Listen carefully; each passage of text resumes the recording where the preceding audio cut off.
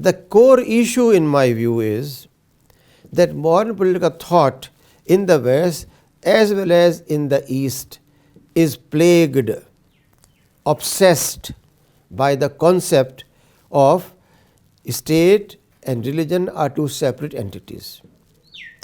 The biblical concept of giving to Caesar what belongs to him and to Jesus what pertains to him has continued, although Europe long ago rejected any obedience to Christianity. But this principle of Christianity has stuck to its mind and soul, and it wants to see everywhere this principle operationalized.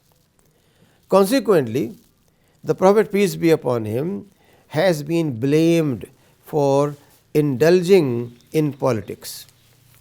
And today, any Islamic movement, it may be very peaceful, very constitutional, following norms of a advanced society, never trying to use any violence. Even such organizations are called extremist, leftist, and recently some of those have been banned by Muslim rulers themselves. So the main problem has been misunderstanding on the part of faith as well as on the part of the Prophet, peace be upon him. We find some of the well-known historians, like in front of you is the view of Arnold J. Toynbee, a European historian. Very interestingly, we should read his statement very carefully. He says, Islam had thus been placed in jeopardy not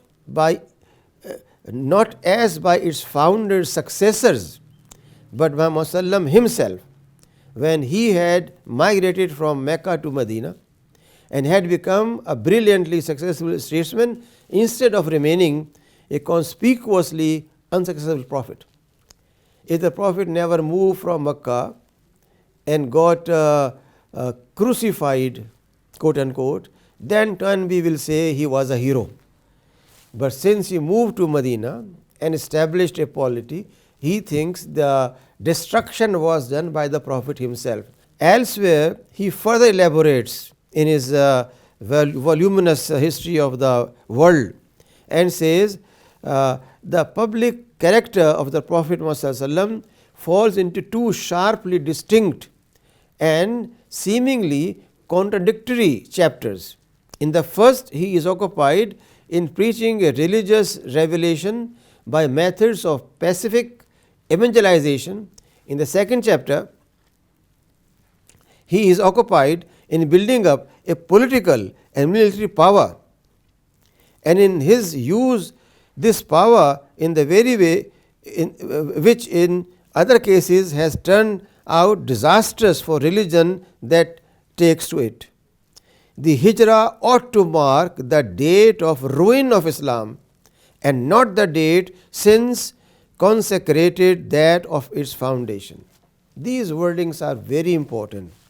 For him, Hijrah means the end of spiritual Islam and the takeover of quote unquote political Islam, which is nowadays an obsession by many so-called Muslim intellectuals who have written books on political Islam, and many non-Muslims who are beating up this idea again and again.